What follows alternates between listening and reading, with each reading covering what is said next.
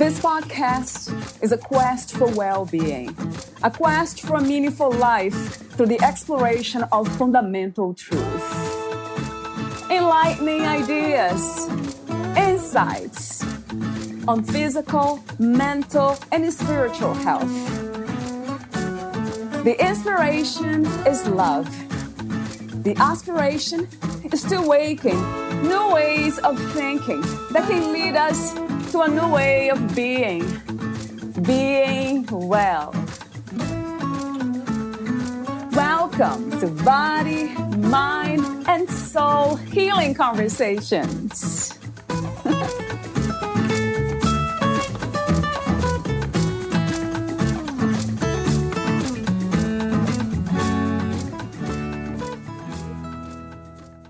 Believe it or not, we have all firewalked before. Every single one of us. We have all gone through difficult times, life transitions, radical change. Fire transforms. If we remember each of our life's big challenges and the resulting change, then we all know fire. We've all walked through fire. The question is, was it done with intention or not? Was it a ceremony in your life or an utter mess? Community firewalking gives us an opportunity to rewire some of those past transitions and to embrace a broader perspective.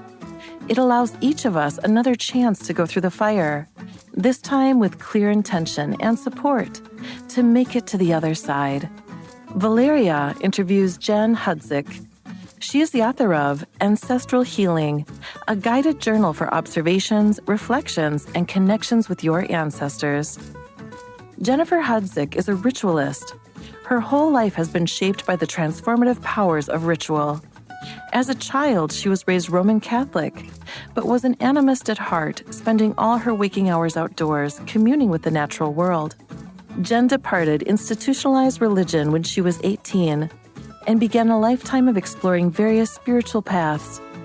The common thread in each of these paths was ritual. It was through ritual, initiations, and rites of passage that she transformed her life and found her true calling as a ritualist. As a ritualist, Jen holds a safe and tender space for ancestral healing, spiritual mentorship, and rites of passage, including death and dying support. She also has a passion for teaching and passing on what she has gleaned from all her experiences and training.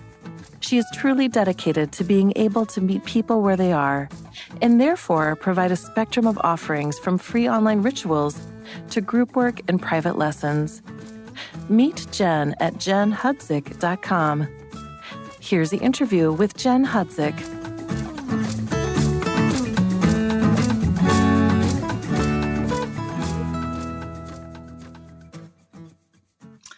Hello, everyone. So this is another audio conversation, and my beautiful guest today, once again, is Jen Hudziec.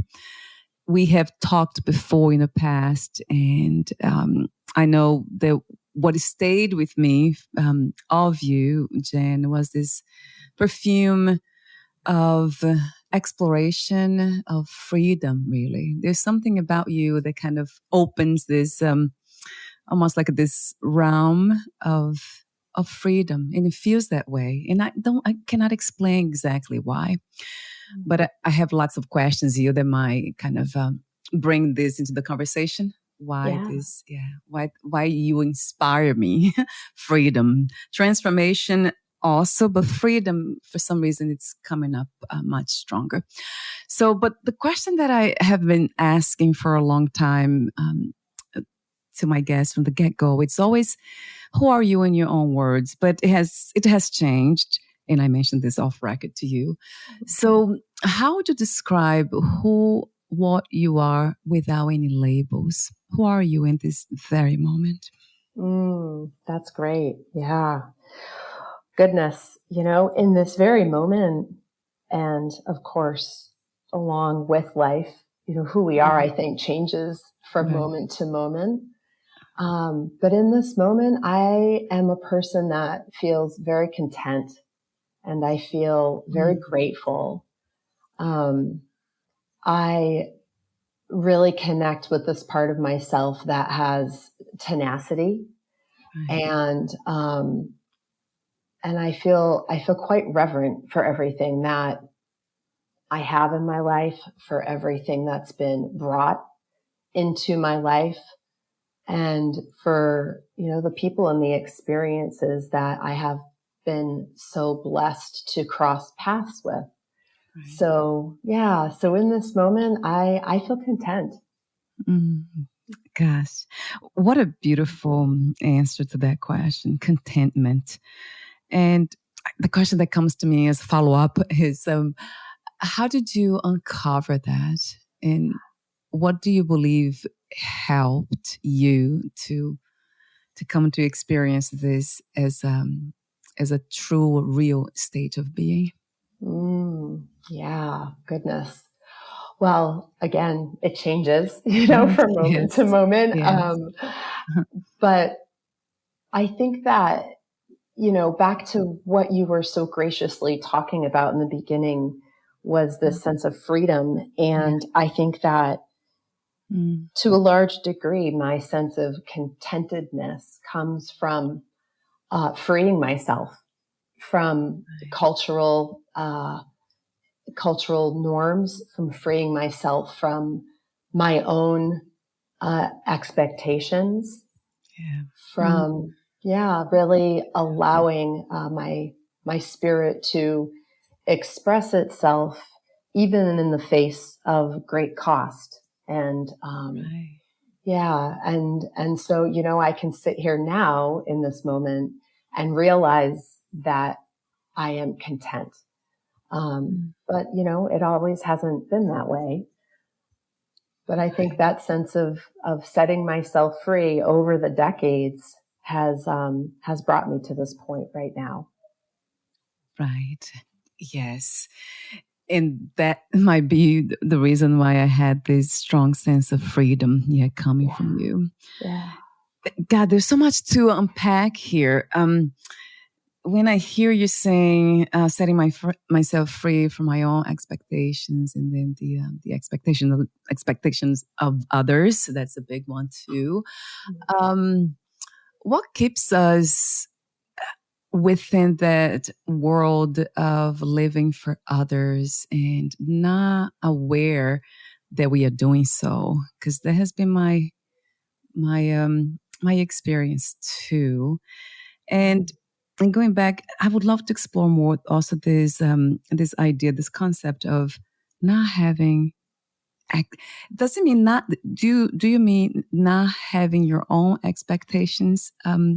Our own expectations kind of gives us this sense of freedom, but then how do we navigate this reality without, let's say, desires and longings? Which is my case. I have this longing to return to something that I know it's very familiar to me, but it's just trying to bring this reality.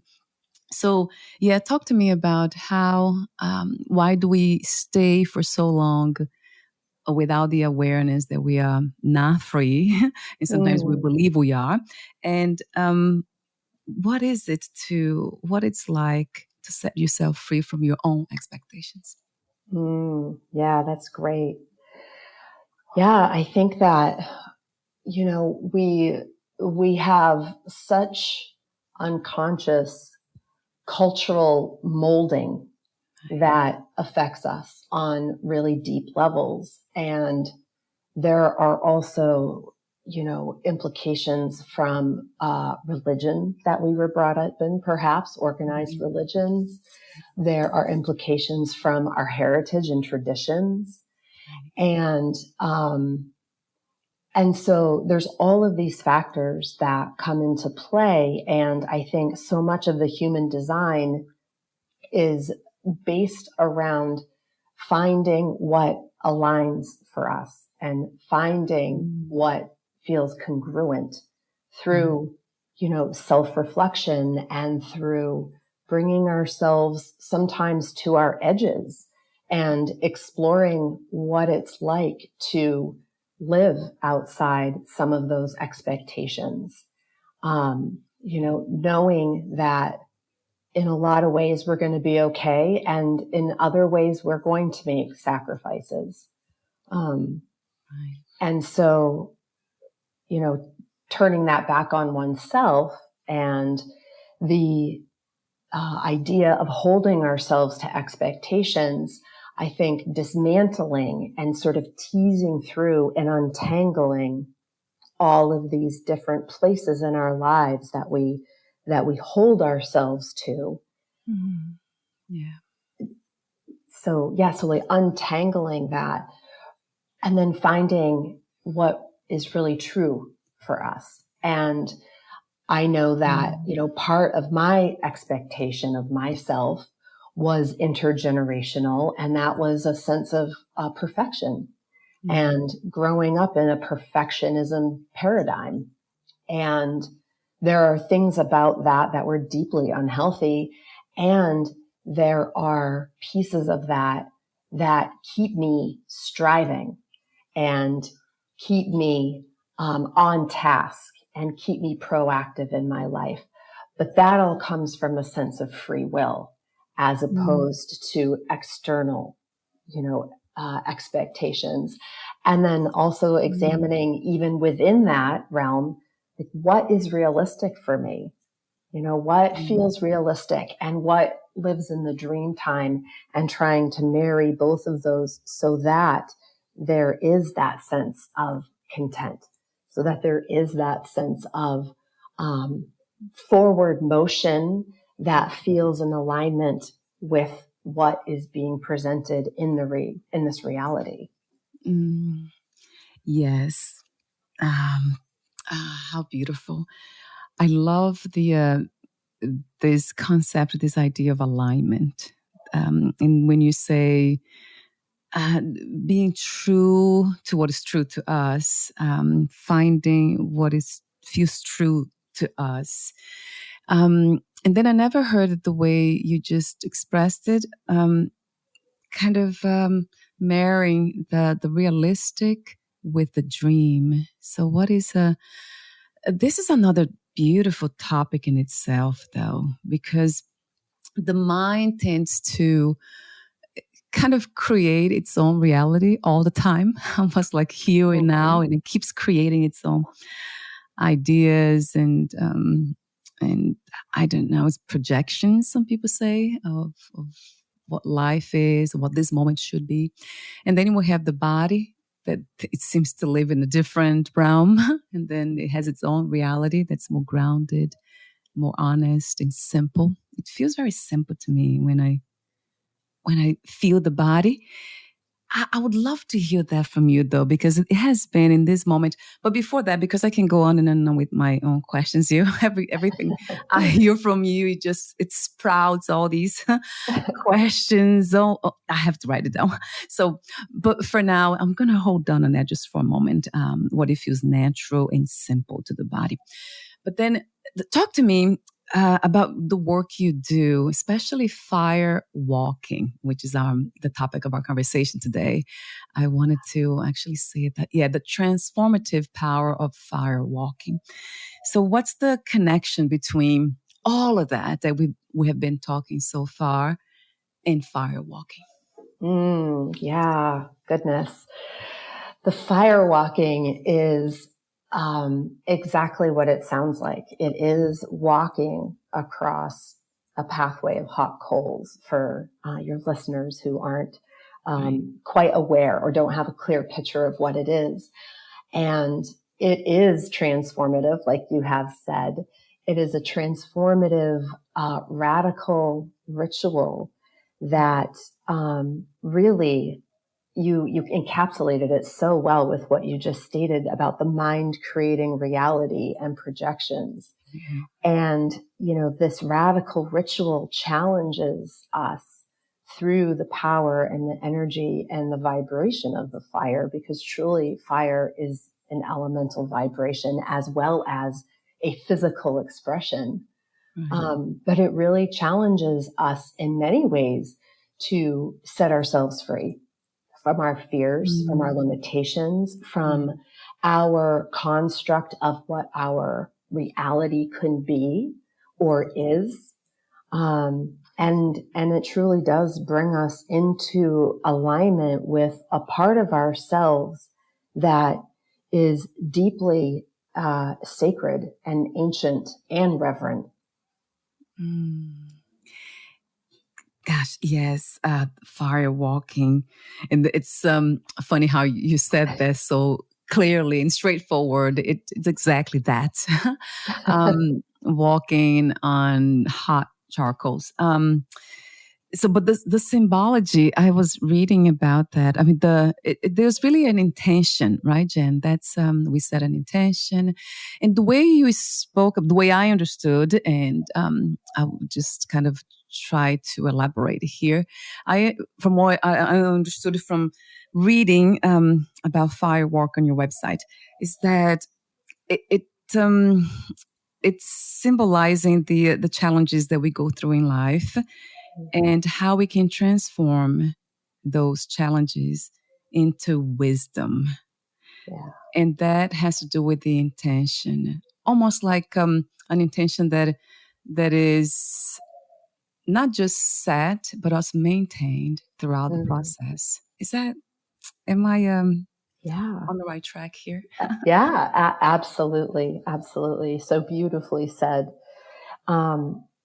Yeah, if we think about our lives and the moments in our lives, those deeply initiatory or transformative moments, we can say that we've all been through a fire of sorts. We've all walked through flames. We've all really fire walked in our lives. And through the ritual of the fire walk, it gives us intentionality to do that again, to move through a rite of passage or an initiation in a way that is ritualized, that's grounded, that's present, and that allows us, like you said, to glean wisdom and then carry that with us. And so yeah, it's quite a layered experience. It's quite a layered journey. And the beauty is that anyone and everyone is capable of doing it. The people that show up for fire walks, they all have something that they want or need to be transformed, or they want or need to leave in the past, or they want or need to transform and create something new with. Right. Yes, it sounds and it feels really good, though. The thought of it, the image. I'm kind of since I've been preparing for this interview, I've been kind of trying to visualize that ceremony, and it feels really good for some reason. Although I have mentioned off record that I had an experience with timeline architect medium going back to one of my past lives that I had been burned to death. Gosh, it doesn't sound like a good death. And then my fear, there's something in me that's it's fearful of fire, and it's always kind of overreacting when I hear explosions and all that. I'm in Florida, so we had the Hurricane Milton passing by. It was a really scary experience for the body. And I remember the water was not a problem. It's almost like I could have been carried by the water and then and died that way. It would have been okay, which is interesting to notice. But then I remember hearing sparkling I think they call the transmitters, the boxes on the outside, because the wind was so strong and they started to explode. That really almost shook the ground of my being in the moment. I kind of lost almost track of where I was, and it was an interesting experience because immediately what came to me was, "Oh, you're being tested.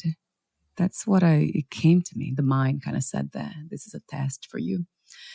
So that was very scary. And I wonder if I could, is that something that you recommend for people like me that, do you consider that a trauma in a way? Talk to me about that. Like, this is an ancestral. If this really happened, I was burned to death in one of my lifetimes. Is that something that's recommended that I do in this lifetime to clear that fear? Yeah. It's a really good question, and thank you for sharing this about you. Absolutely, fire holds fear, and it is fearful. We all know it's destructive. Wildfires are destructive. People lose everything to fire, and fire is a universal element. It is ancient. It is within us, and so it is absolutely, I think, possible, yes, that you can have a past life memory or a reverberation from an ancestral experience involving fire, just like you can, water, or any of the other elements. And so, is it recommended? So I think that's always first and foremost a question for the person who is stepping forward, right? I also see this ritual with fire as like a homeopathic medicine. So, when we have an experience of fire in our lives, and if we get to that point where it is truly an all-consuming experience and it affects us, and it's something that lives within us in a way that creates discord. And when we find ourselves ready to alleviate some of that discord, then I find that elementally going to that element and having a conversation with that element and having an interaction with that element can very much become a healing balm and a healing salve. And there is like a merging that can happen where fire has been othered. This is the thing that harmed me. This is the thing that caused something very painful or detrimental in my life. And when we go to the fire and we converse with it and we get to know it on an animistic level, so seeing it as a potential ally, then there is really and a really intense and deeply healing experience that can happen. So, truly only one knows when they're ready for that, or if that is something that that speaks to them. And so, yes, I think that it is absolutely something that can be transformative and healing with past trauma. Yes. Thank you for answering that question with so much compassion and wisdom. I love the way you say that only the person knows. We can't really force anything to happen when we are not ready. So that's something that I really resonate with. And I do, I have been actually for years now doing this on my own. Like I have candles on. Sometimes I have sage, and then I'm holding the piece of the stem, and then the fire is just in front of me, and it smells really good and looks beautiful. And then, so I've been doing that, but it's a small type of. I know it's a fire that cannot burn me. Maybe that's why. But when it comes to this metaphor of the inner fire, you have a quote, I think, on your website that says, "The inner fire is the most important thing mankind possesses," by Edith Sodergren. If I pronounce that correctly. So I would love to hear a bit more about this, the inner fire. What is it like? What is it exactly? Because my understanding, of course, of fire it's what comes up. It's passion when you really feel so, um, you feel so strong. Kind of, what is the word that I can use? It's almost like when we feel in a powerful way directed, guided to do certain things, or to entertain a thought, an idea, an inspiration, which happens to me a lot. So, but then I think about emotions too. I think about anger. That feels very hot. A lot of the negative emotions, rage and all those. So what is the inner fire? Mm-hmm. Oh, goodness.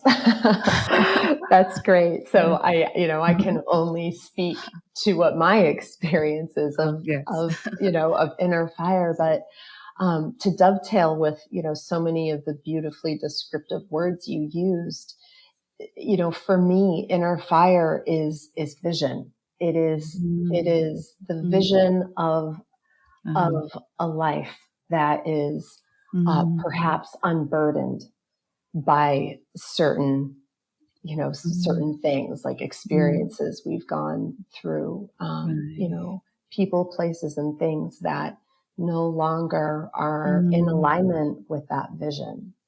And so, it is very much like a flame, I think, that resides within us. And I think that we often have a very somatic experience of what that is.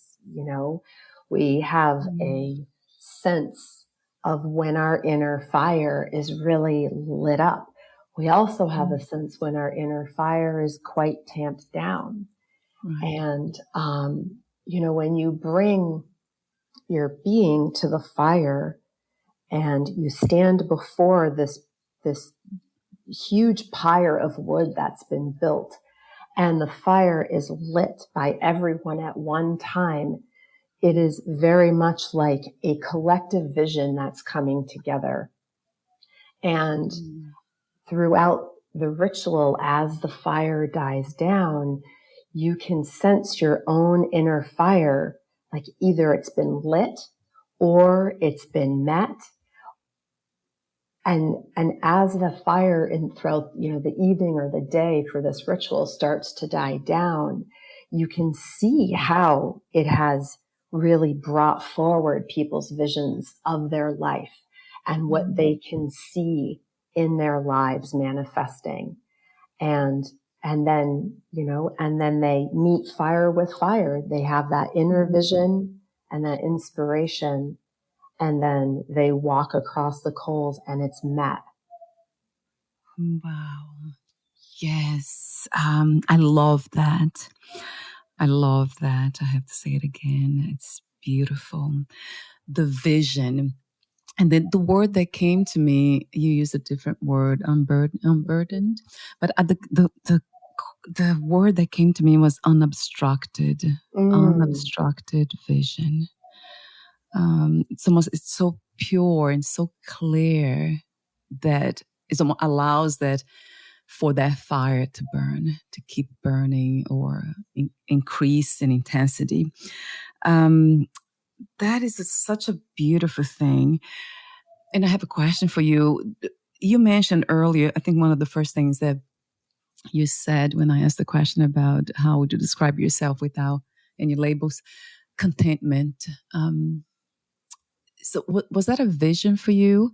And now that you feel this way, which sounds like a wonderful vision, is there another vision that you have for yourself in the future, or for the earth, or for all of us, collective vision? I'm curious about that. Yes. Yeah, always with the vision's always changing. To be in alignment, right, with the changing nature of this element that we're speaking of. But the vision is always changing. And at this moment, my vision is really truly for, what is the word? Yeah. I think that acceptance is really prominent at this point. And, when we accept ourselves and we accept others, and of course, that it goes without saying, we have to have boundaries. That is important as well. But, when we have a level of acceptance with who we are and what our path is, and we can extend that acceptance to the people around us, and we can go even further than that and, truly love and accept this Earth Mother and all of her beings, then there is this extension of relationality and equality. And I really, really would love to see a world without othering, where there is a continuity. Yeah. That's also, it's just deep and insightful when I hear the word acceptance. Surrender, it's another concept that I hear often. Yes, that's something that I think from the very beginning of my healing journey, I would call it, that was something to lean towards, to accepting what happened in the past, kind of freeing myself from those memories, resentment and all that. For some reason, it evolved. So it feels very personal when I hear the idea of acceptance. It's like, I accept. There's this very strong sense of individuality, which it's very real in this dualistic reality. But then there's something else that has been for the last 10 years, I would say, that I have been kind of dancing around, is the realization that everything is interconnected, that there's this essence that is one that holds everything. Let's say there's a root that holds all this together, which we call life.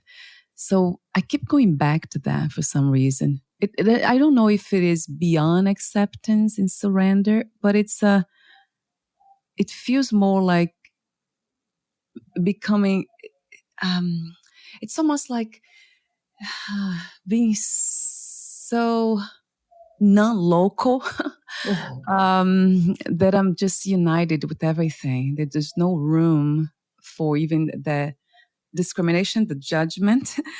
I know it sounds so out there, right? Almost like a mission impossible, an impossible mission to achieve. Think about, I'm one with everything, united with everything at all times. But this is something that I really, I truly feel. It's beyond belief, it's belief systems. It's I feel like it's necessary that we get to this realization, understanding that our core essence is one. It's already connected. We are just it's almost like we are all fish, all kinds of fishes in the water, in this beautiful ocean. So we might not be able to see the water because we are there, but that's the water that's connecting all of us. It's like when I think about the space too, the air that we don't see, it's invisible, but it's it kind of permeates everything, it saturates everything. So there's nothing that's not sacred, that's not whole. So I go back to that a lot. I just want to make this comment here because it feels very powerful within my being, like to explore this into, expressions, human expressions like love, kindness, calmness, understanding. I guess those are the perfume of that understanding. And then But acceptance is an interesting one. It feels very, very personal to me. Maybe that's why I kind of I go back to realization, understanding of our wholeness, of our connectivity. I don't know if that makes sense to you, but Yeah, absolutely. So let's see. Oh yeah, you're hosting there's an upcoming fire walk this June, right, Jen? June 28th. It's called Kalima Fire Walk. Talk to me about that. And I also would like to hear about the training. I know you train other facilitators to become certified, and that's wonderful too that you're offering that. So I see here September 11th, from September 11th through the 15th. So I would love to hear more about those two events. Are they, where are they? In your city, or do you travel? Yeah. I am hosting both events at my home, and I live in New Hampshire. And so I host both events there, and the Kalima Fire Walk is obviously dedicated to this goddess, and her fierce grace, which I love so much. This description of her energy and what she can bring to the fire walk, and how we can connect into our own fierce grace and be comfortable with that. Especially as women, our fierceness can be off-putting. It can be judged. And so this is a space where we can indulge in our fierceness and understand what that means, because it doesn't always mean yielding a sword. Fierceness can mean something different to everyone. And so this fire walk will allow for that exploration, and also what it means to move with grace. And so we will have a ritual around exploring the concept of fierce grace with, the connection to Kalima. And then the night will culminate in this fire walk of again, like you said, igniting this inner fire and really creating an imprint of our vision for ourselves by walking the coals.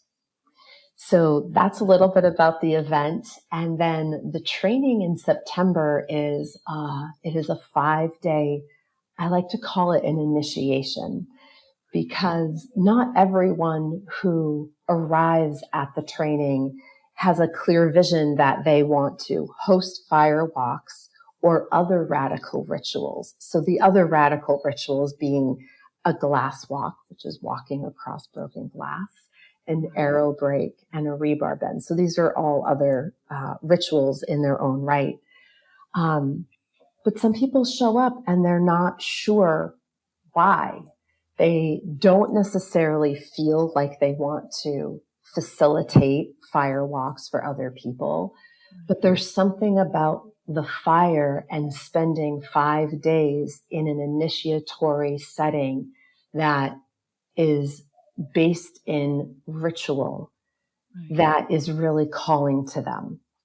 And so this training initiation happens in September, and it's just this incredible opportunity to be not just with the fire, but with all of the elements, and to really be steeped in elemental medicine. And it's, again, it's an opportunity to explore oneself.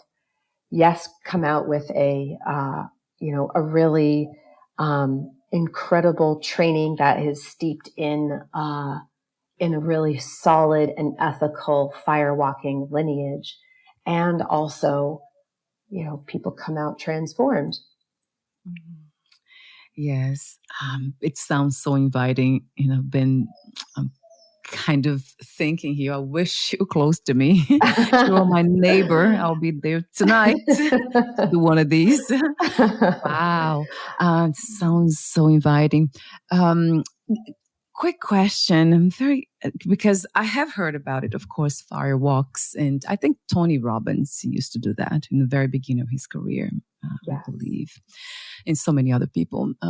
But does it actually burn? Do we get burned when we do that? the child question. Exactly. Yes. This is the most common question. Yes. Don't you get burned? Yeah, right. Yeah. So playing with fire. Exactly. It's playing with fire.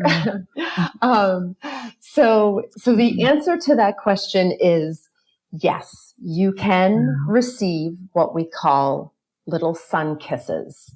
Yeah. And that is part of the journey and the process. So the way that I frame that for my participants is that when you're walking across the coals and you come out the other side of this incredible portal, it's almost like a birth canal, and you come out the other side of this pathway. Later in the evening or the next day, you may notice that you have some little hot spots on your feet. And I always encourage them to consider that there is a place inside their body that is calling forth that fire, that is needing the warmth and the medicine of that fire. And how we know that is to track it through reflexology.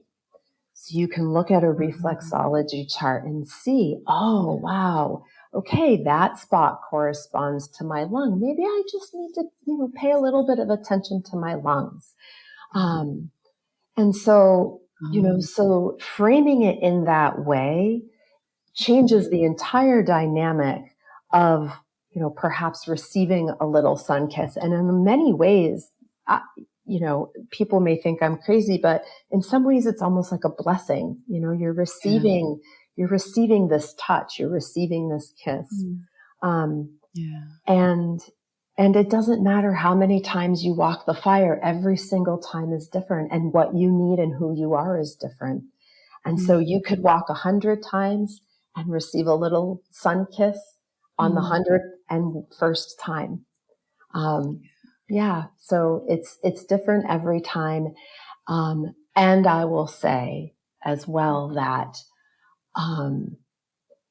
if you have been to a fire walk or experienced a fire walk where you've been severely, severely burned, then I am deeply apologetic for that experience, because there is a way to hold the fire and to be with the fire as a facilitator that is really important to keeping your people safe.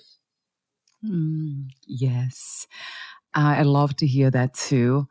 And that sense of safety, it's important. It's trust, really, right, Jen? So trusting the process and the facilitator, right, the guide. Yeah. Yes. But beyond that, what I hear from you is that it's everything, it carries a meaning, a message. So, and that goes back to our own lives with the scars that we have in our bodies from the suffering that we went through and endured. When something happens, to me, really, there's nothing physical. I don't see it that way. I always see the physical as a symbolism of invisible layers of the self. So it's never just surface. I don't mean that, because the mind does that a lot, loves storytelling, and the body does it too. They tell so many stories. So we don't want to get carried away and kind of assign meaning to everything and every single thing. But if we look close, there is something there. It's perhaps not a meaning, but a message. It's almost like this. You see, it's very compassionate. It's very benevolent. So that's life speaking to us.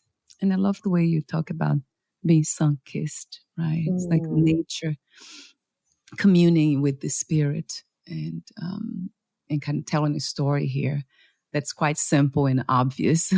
We just miss the point a lot of times. Wow, I love that. Yeah. Is that am I in the right track here? Kind of when I think in that way, I'm wondering if we have the same understanding. Oh, absolutely. Absolutely. I really appreciate what you said about, we assign meaning and we derive meaning. And also we have to balance that out with, sometimes things are just really simple and straightforward. Yeah. Yeah. Yes.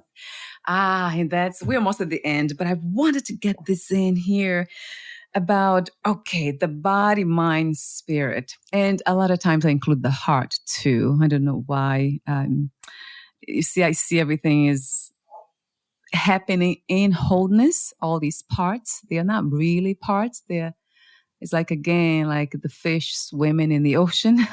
And it's not really, it's just part of that. The water represents the wholeness of what it is. So, of what this is. So the body, mind, heart, and spirit. Um, when it comes to this idea of trust or intuitive, let's say, guidance, I love intuition though. Lately I've been a lot more, let's say, attuned to it and Yeah. trusting it and following it. And it's very playful in many ways, but also it feels almost like that playfulness feels very warm, at times so warm that it kind of, now that I'm speaking to you and understanding the element of fire, it feels very much like fire-like a lot of times. It's almost like something that's it's carrying you to a vision, but it's but there's this part that you spoke earlier that you referred as the free will, that we have free will, and we could always kind of back down and say, no, I don't want to go all the way with this. But so I guess the question is, what to trust when we have this intuitive thought or vision, idea? Do we trust the body? Do we trust the mind that keeps sometimes kind of dancing around those ideas? Or when do we know that it's really something that's supposed to carry us through life towards that vision that we have? Oh my goodness. Yes, Another fantastic question. Yeah, absolutely. Goodness. Yeah. When do we trust? I think, it really, I think, truly is so moment by moment and so situational. But what you spoke to around, the body, the mind, the spirit, the heart, I really believe that the mind and our intuition are not mutually exclusive, that our mind is such an amazing tool through which our intuition can operate. And then, we have the wisdom of our heart, and then the incredible knowing that comes through our body on a somatic, felt level. And I think that when we have a sense, and to use this word again, alignment, but a merging of all of those things coming into like a conjunction, that is when I think it's like a click, like we know. And it is all of those things that inform our knowing so that we can then take the next step into trusting. Wow. So yes, you're so clear with that answer too. Thank you. So they need to come. Yeah, this idea, I just started today, this morning. That's interesting. I meditate every morning, night and morning. And then it came to me, this idea of alignment. And I noticed that the thinking was going one way and the body was going the other way. They were doing different things. And like, oh, wait a minute, this is not in alignment. So, and this is, as you said wisely too, it's something that it's to be observed in a way, moment by moment. It's not, we can't really try to put it in the box and carry, and as a whole, let's say, vision that already happened. Like some people do. You're probably familiar with the law of attraction, which I'm not, for some reason, and I was never really connected to that idea. And I never intuitively never attracted me, and I never understood why. Now I guess I do, because there's a lot of, I guess there's a lot of personal desires in it. Too much of this wanting to be somewhere. It's almost like escaping the moment, the present moment, to be elsewhere. And I know that hypnosis and different kinds of modalities they do explore too. There's almost exercises that we can do to visualize the future and all that. But then, as you said, I think the best way to know that it's when everything just falls in perfect harmony. And that to me has been the sense of contentment, the sense of joy. Joy comes to mind a lot, and it's very warm. And it's not burning warm. I think that's when fire, to me, it seems it feels like it's something that's trying to take you somewhere that you need to be or to go, and then it's almost like something that's pushing you in a way to do what you have to do. But then there's another place that is it's very neutral and it feels very warm. Yeah. That's almost like you're already there, and it keeps. It's almost like moment to moment bringing you home, as if this moment is already complete. It's limitless. You're not limited in any way right here, right now. Yeah. You already have everything that you need and need, basically. It's already here. So that is something that I keep in mind all the time to bring myself back into alignment, because the body, it's so demanding a lot of times, and the mind, as we know, it's beautiful, as you said, it can be this messenger of our hearts and our intuition of the soul, the spirit. Yeah. But it also can have the other side, right, Jen? That absolutely can go on a tangent, as we know, with mental health and all that, issues.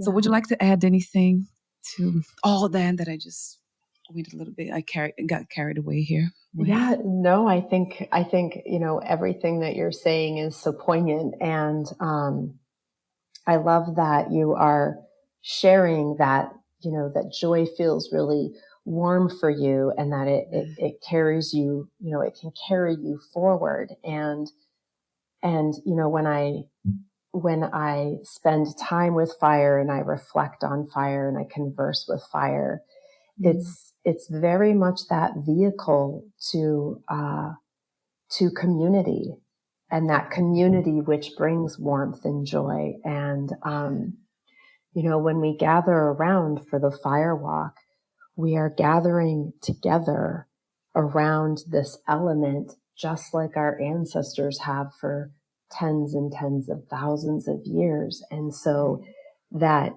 timelessness that you're speaking of is very present with fire, and it's very present with the warmth of the fire that warms the community and gives us that sense of something larger than us, and something that can be quite joyful. Yes, a billion times to that.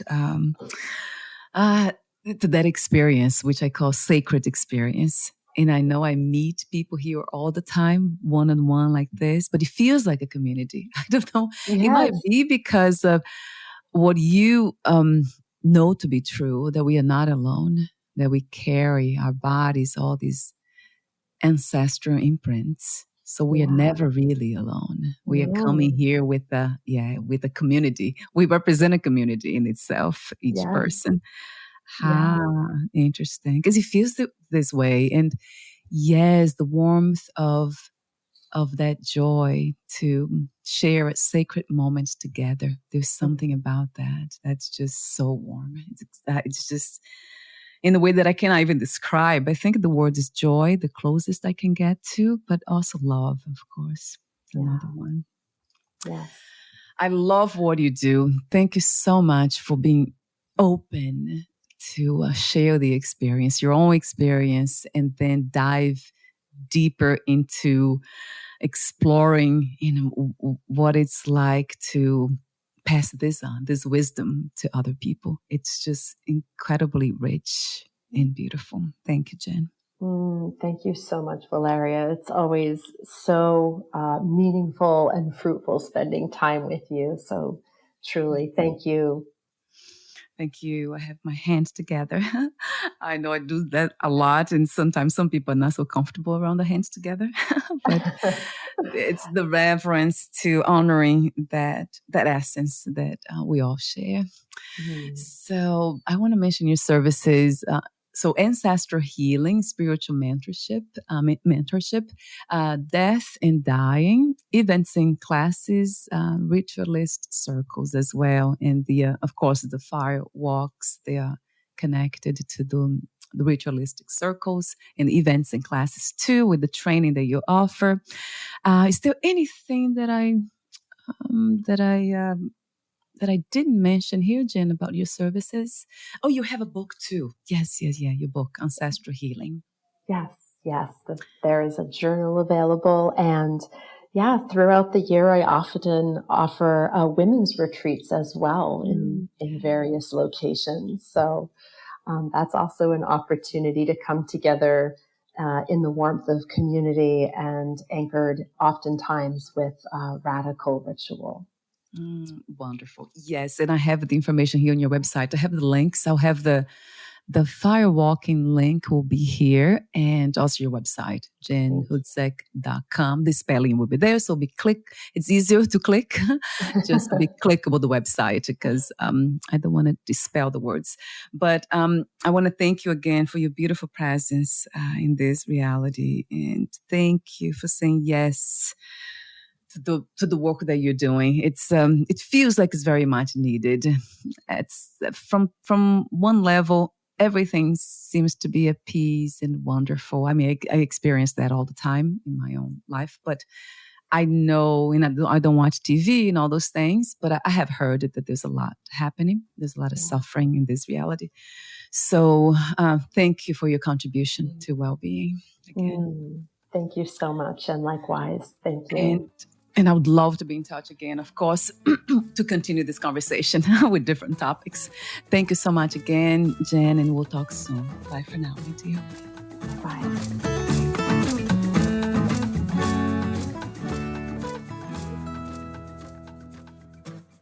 Thank you for listening. To learn more about Jen Hudziec and her work, please visit jenhudziec.com.